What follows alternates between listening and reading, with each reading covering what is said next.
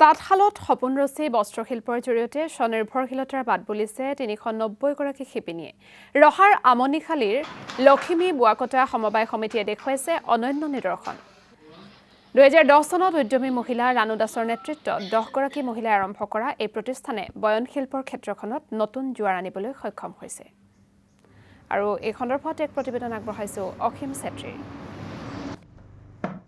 হস্ততাঁত বস্ত্ৰশিল্পৰে স্বাৱলম্বী এদল মহিলাৰ কাহিনী দেখুৱাবলৈ আমি আজি উপস্থিত হৈছোঁ ৰহাৰ আমনিশালীত। আৰু আমি বৰ্তমান তেওঁলোকৰ যি কাৰখানা বুলি আমি কৈছোঁ, সেই কাৰখানাত আমি উপস্থিত আছোঁ, য'ত বৰ্তমান 10খন শালত কাপোৰ বৈ থকা হৈছে।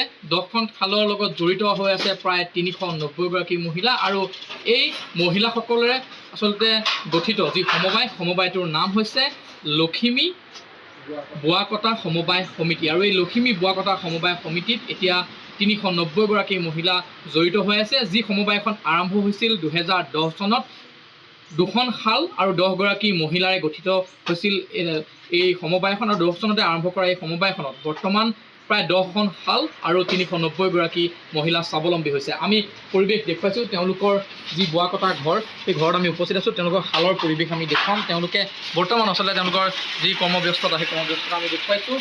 যিহেতু আমি কৈছোঁ যে 2010 চনতে স্থাপন হৈছিলে, প্ৰায় 10গৰাকী মহিলাৰে গঠিত হৈছিল এই লখিমী বোৱাকটা সমবায় সমিতিখন, য'ত 2খন শাল, 2খন তাঁতশালেৰে তেওঁলোকে আৰম্ভ কৰিছিলে এই কাপোৰ বোৱা। আৰু বৰ্তমান দেখিবলৈ পোৱা গৈছে যে যথেষ্ট স্বাৱলম্বী এই সমবায়ৰ পৰা অসম চৰকাৰেও ক্ৰয় কৰিছে বহু গামোচা। আৰু দেখিবলৈ পোৱা গৈছে যে এতিয়া সেই 10গৰাকী মহিলাই আৰম্ভ কৰা এই শালখনত সেই যি বোৱাকটা সমবায়খনত আচলতে প্ৰায় ৩৯০গৰাকী মহিলা জড়িত হৈ পৰিছে। তেওঁলোকৰ এতিয়া আছে মুঠ 10খন শাল আৰু প্ৰায় ৩০০গৰাকী মহিলা এতিয়া স্বাৱলম্বী হৈছে। তেওঁ মহিলাসকলৰ সমান্তৰালভাৱে কিন্তু পুৰুষসকলেও তেওঁলোকক সংগ দিছে, পুৰুষসকলেও তেওঁলোকক সহায় কৰিছে। এই ক্ষেত্ৰত আমি পৰিৱেশ দেখুৱাইছোঁ। সঁচাকৈ এক আচলতে ভাল লগা খবৰ যে বৰ্তমান সময়ত মহিলাসকলেও এইদৰে আগবাঢ়ি আহিছে, মহিলাসকলেও এইদৰে স্বাৱলম্বিতাৰ খোজ দিছে। আমি সামগ্ৰিক পৰিৱেশ দেখুৱাইছোঁ। এগৰাকী শিপিনী আছে, আমি তেওঁৰ সৈতে কথা পাতিবলৈ চেষ্টা কৰিম। বাইদেউ, আপুনি অকণমান যদি এফালে আহে আমাৰ সুবিধা হয়। আপুনি কেতিয়াৰ পৰা জড়িত হৈ আছে এই বোৱাকটা সমবায়খনৰ লগত?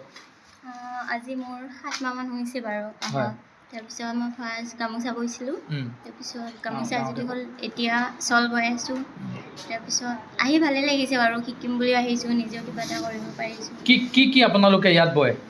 ইয়াত চব এৰী মুগা, টচ মুগা, তাৰপিছত চাদৰ মেখেলা, কটনৰ গামোচা, ডিঙিত লোৱা গামোচা চব।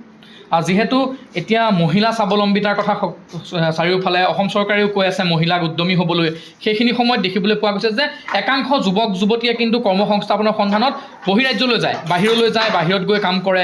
সেই ক্ষেত্ৰত আপোনালোকে আগুৱাই আহিছে, এইদৰে নিজৰ ঠাইখনত থাকি নিজৰ যি হস্ততাঁতৰ জৰিয়তে স্বাৱলম্বী হৈছে, বা এই সমবায়খনে আপোনালোকক কিদৰে আগুৱাই নিছে? সমবায়খনে এনেদৰে আগুৱাই নিছে যে মানে নিজেও কিবা শিকিব পৰা যায় যিকোনো হেৰিত শিকিলে। তাৰপিছত এতিয়া আমি অলপ পাৰিছোঁ আৰু ভালকৈ পাৰিম বুলি আহিছোঁ। শিকিবলৈ ভালকৈ থাকি ভাল লাগিছে, যিমান পাৰোঁ চেষ্টা কৰিম ভালকৈ পাৰালৈকে।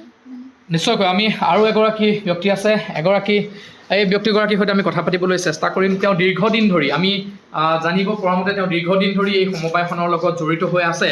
তেওঁ যদিও দেখিবলৈ পোৱা যায় যে সততে মহিলাসকলে এই তাঁতশালৰ যি বোৱা কটাৰ কামসমূহ মহিলাসকলে কৰে, কিন্তু এগৰাকী পুৰুষ আছে, তেখেতেও দীৰ্ঘদিন ধৰি এই কামৰ লগত জড়িত। দাদা, আমি আপোনাৰ কাষলৈ আহিছোঁ, দুআষাৰ কথা পাতিবলৈ বিচাৰিম। আপুনি কেতিয়াৰ পৰা আচলতে জড়িত এই বোৱা কটাৰ লগত? আগত মই খালুচি কৰিছিলোঁ। হয়, এতিয়া বৰ্তমান মই ইয়াত 8 বছৰ। অসীম চেত্ৰী, আপোনাক এই মুহূৰ্তত ধন্যবাদ জ্ঞাপন কৰিছোঁ।